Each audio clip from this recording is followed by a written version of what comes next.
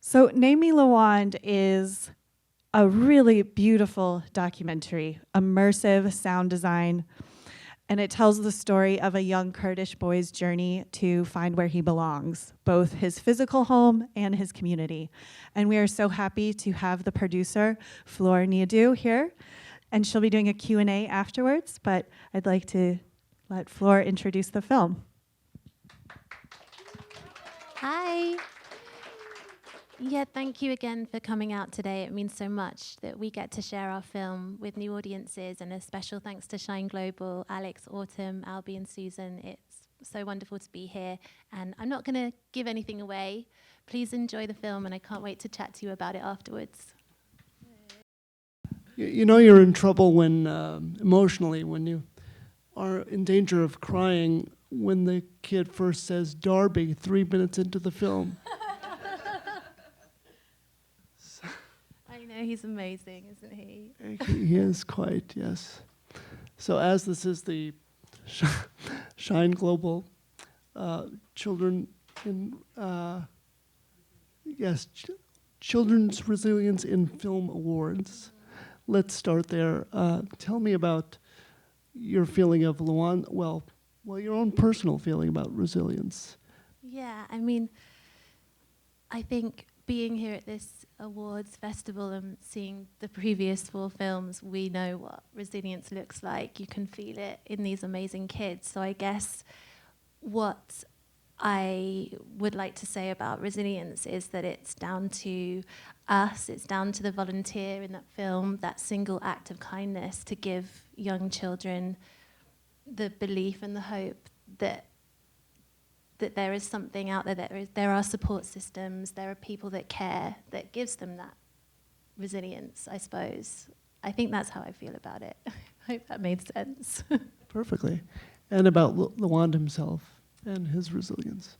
Yeah, I mean, when we first met Lawand, he was 7 and he had very little language, but you could just tell there was so much inside of him, and we didn't know exactly how much of a character he was going to have. He ends up being like this young Timothy Chalamet, which was amazing for us. But yeah, it was in there, and I think that him and his brother specifically, their resilience together, their teamwork, the way that they care for one another, and it's incredible. Being around Lawand is incredible.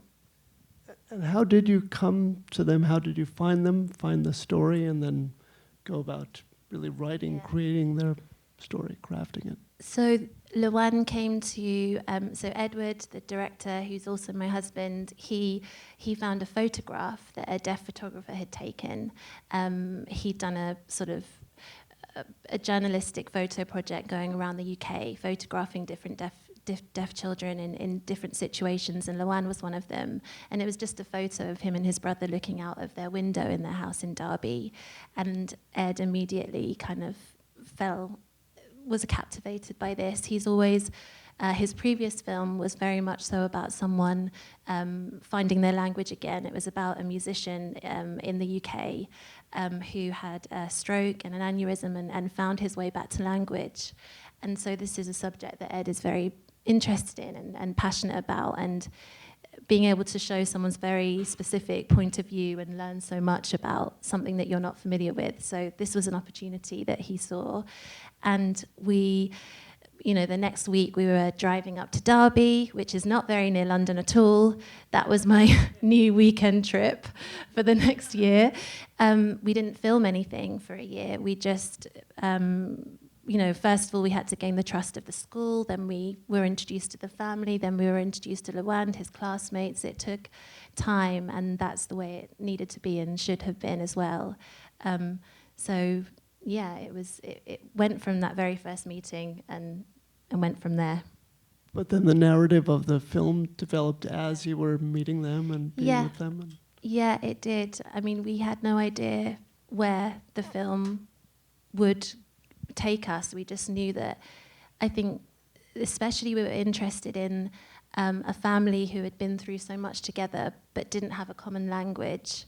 And we wanted to know if making a film and the process of making a film could be something that helped them or was fun for them, or, you know, managed to lead to kind of a deeper understanding between them. Or I don't know, obviously they understand each other perfectly well even without language, you know, they're family. But that was just the first point of interest to us. And then of course their residency, that was evolving, and it kept evolving. And then we'd wrapped, and then we found out about the BSL Act, which was this really important moment in UK history for the deaf culture and deaf community, because it meant that sign language was recognised officially for the first time as a language, which therefore means you get to have a signer present when you have a doctor's appointment, or, you know, you have that right, whereas before you didn't. So we scrambled around for $5,000 to go and film that, and thank God we did, because it's like one of the moments in the film that I just love, seeing Lawand's eyes as he's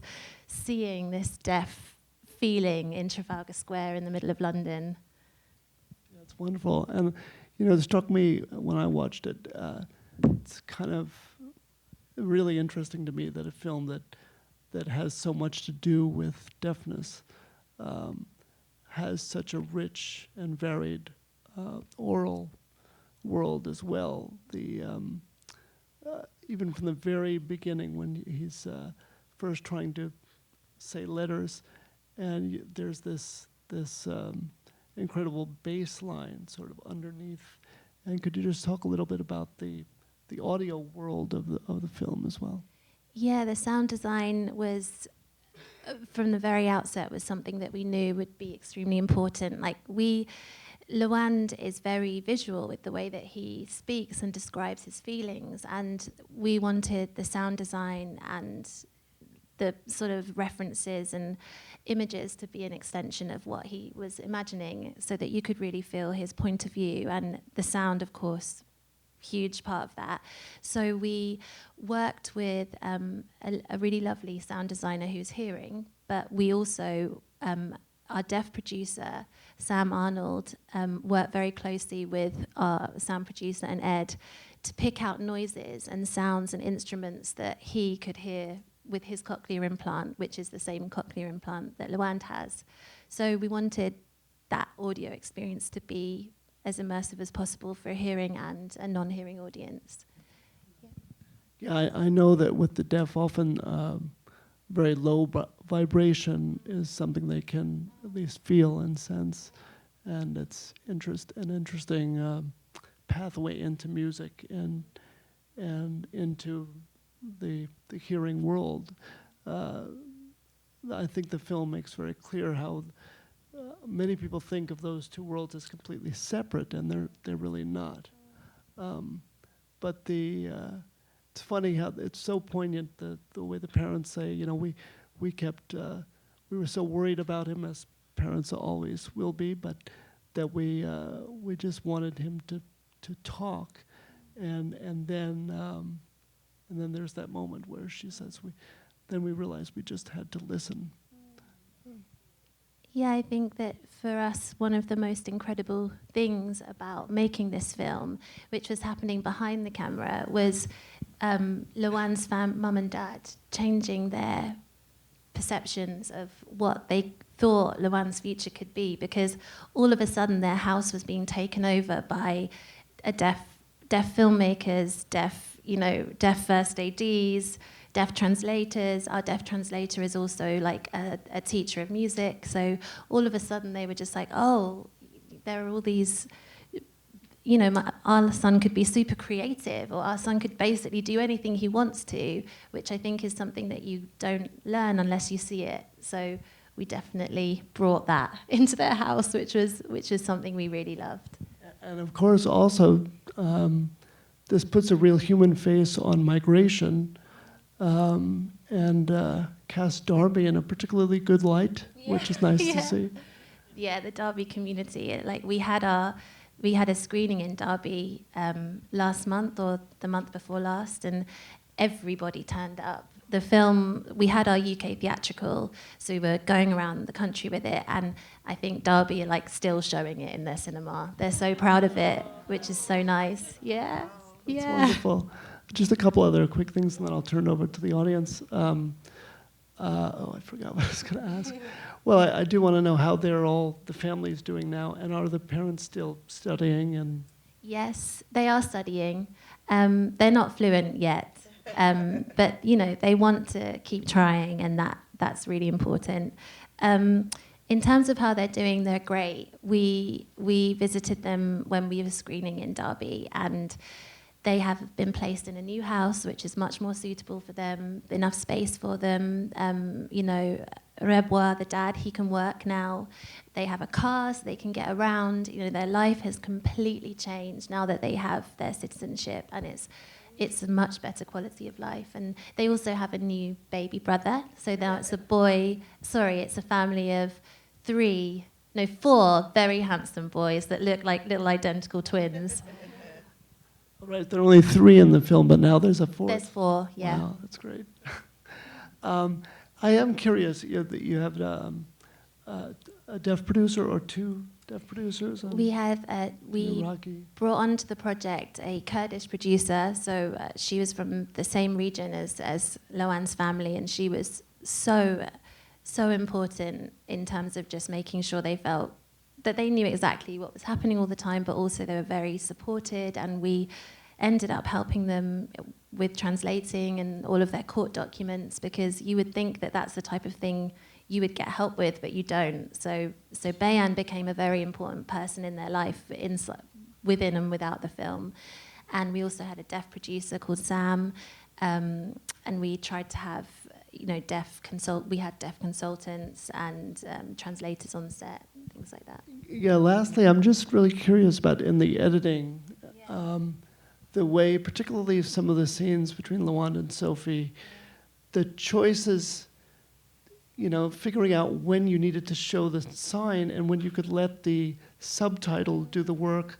You have to keep the conversation moving. It was also beautifully done, but I watching it, I realized that must have taken a while to figure out exactly how to cut it together. Yes, we kind of made it up as we went along. We nickname it Sign Off. So not voiceover, but sign off. It was really important we had 4 editors on this film. So each person brought a different kind of way of looking at it, and we found the right way, I think. But that was a really joyous and difficult challenge. Yeah. Wonderful. Well, again, congratulations. And do we have any questions from the audience? And we have a microphone, too.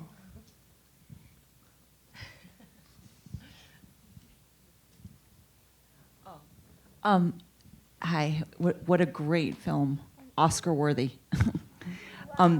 The editing was amazing, but I was wondering about, there was no hearing, like when it was you didn't see anybody that was hearing people talking. It was completely voiceover. Yeah, well... Does that make sense? Yeah, as in, so I see what you mean. So like towards the end of the film, there are moments where you're seeing people speaking, but up until then, so for us it was really important. We had lots of versions of this film, and one of the first an earlier version, was a version where you had lots of people speaking and telling Lawand's story from their perspective. So the volunteer, who's he has an incredible story. We interviewed with him a lot, and we spoke a lot with Helen, the head teacher of the school, and we spoke with the woman who organised the petitions and lobbied for Lawand's family to stay in Derby. But then we realised quite early on that we only wanted the storytellers to be Lawand or Lawand's family, his brother. So until Lawand could tell you his story, you weren't allowed to learn anything new about his story, if that makes sense. So that was the rule of the film. So that's why at the beginning it's very much pieced together just by what Lawand is seeing and what he was describing to us as his point of view. I wish you would have told us it was a 4-hanky film. I only brought 3. I know there are It lots was of quite endings in this film, aren't there? Quite some emotional moments. Having us experienced also trying to make films with really damaged or emotionally or people who had trauma, like child soldiers and sexually abused women, girls, and to have gotten the trust of this child is such an extraordinary triumph. I mean, and to have dedicated the year, which I think you really needed to do, I guess, to get his trust and the families is such dedication to this. It's really, I don't even have words to express how much admiring we are of that. And I know that it's, even with that year, I'm just curious about how you got that trust, because he was so deeply wound in, and some outsiders just coming in and not even of his culture and everything. It's really an amazing filmmaking achievement. Thank you so much. I suppose the question could be, how did we approach the trust? I think Ed and I being married or being a couple, I think really helped. I think immediately Lawand's mum and dad liked us and trusted us and could see that our family was everything to us. So it was kind of that trust was needed and really helped us. And yeah, it's just patience and trying to explain to them what film we wanted to make, why we wanted to make the film, and waiting until they were ready to get going with it.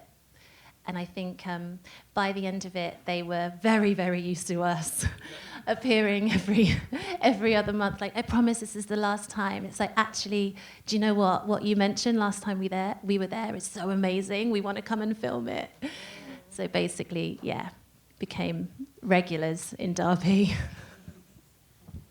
So your family now too, of their family. Yeah, definitely. And I think also Beyan, our Kurdish producer, and Sam, our deaf producer, as a four, they could just see that we were making this film with so much love, which I think all films require love, especially the films in this awards season, because each of the films that are being shown here, they're not huge budgets and they're not huge teams, but that love that you have, it helps you open doors, doesn't it?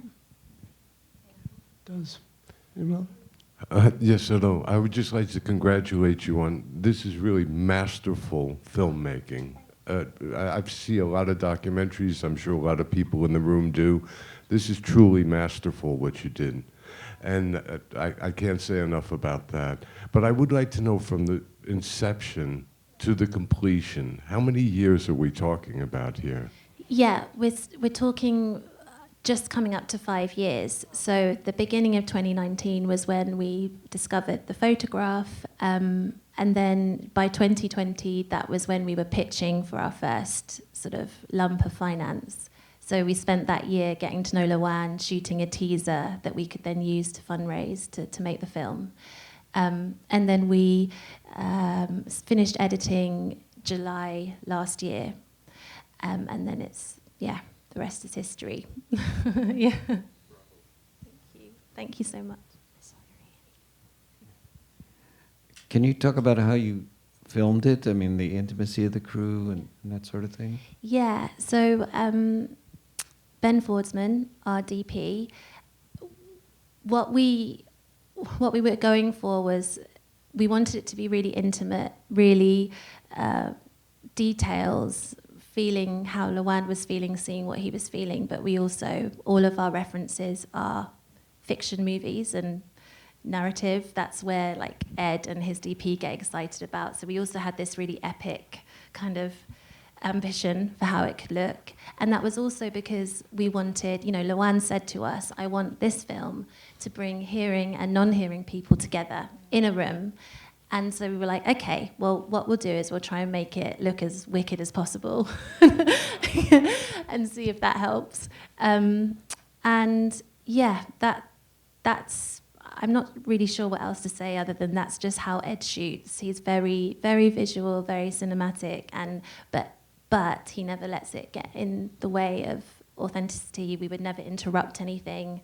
I think that year of research and spending so much time at the school really helped, because we knew what their day-to-day was like, and we could sort of hear things that were happening in classes and hope to come back when those things were being discussed again and things like that. So that was really helpful. Did that answer your question? Good. I'm coming.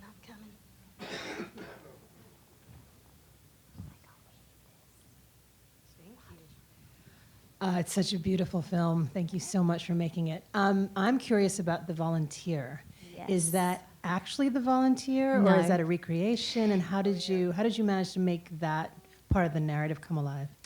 So Steve Crump is the name of the volunteer. He does a lot of work. He's actually the CEO of an NGO in the UK called Deaf Kids International, and his sort of remit is no deaf child is left behind. So he, during the migrant crisis back, when Lawand was in the camps in France, he would get on a ferry on the weekends, and his feeling was, I know there must be a deaf child lost in this migration, and obviously they don't have access. There isn't the support for them. They don't know what's going on. So he went to the Dunkirk camp first. No, sorry, he went to the Calais camp first, and another volunteer had said there's a deaf kid in the Dunkirk camp. So he kept visiting until he found Lawand.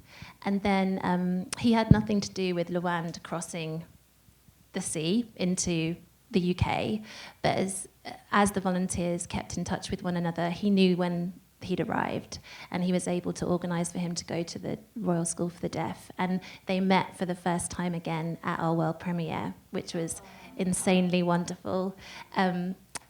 Steve has always kept an eye on him, but he didn't want to ever just appear at Lawand's school or something and check up on him, just in case that wasn't what Lawand wanted. But it turned out that Lawand was desperate to meet him when we heard it in the interview, so we told Steve. And what was the second part of your question? Sorry. So Steve and... No, it was just, I wanted to know a little bit more about their migration journey. I mean, you already said they were in Dunkirk. I thought they were in Calais. Yeah, exactly. They were in Dunkirk. And do you know, when did they come? When were they finally crossing? I think it was 2017 Okay. or 2018. I don't know exactly. When he was 5. Yes, When he and was 5. the first place that they filed their papers was in Germany, which is why the UK government kept pushing for them to be deported, because you should, the rules are that the first place that you file your papers, that's who should take you in. But that would have been really damaging for Lawand's progression. All right. Thank you. That's okay. Thanks.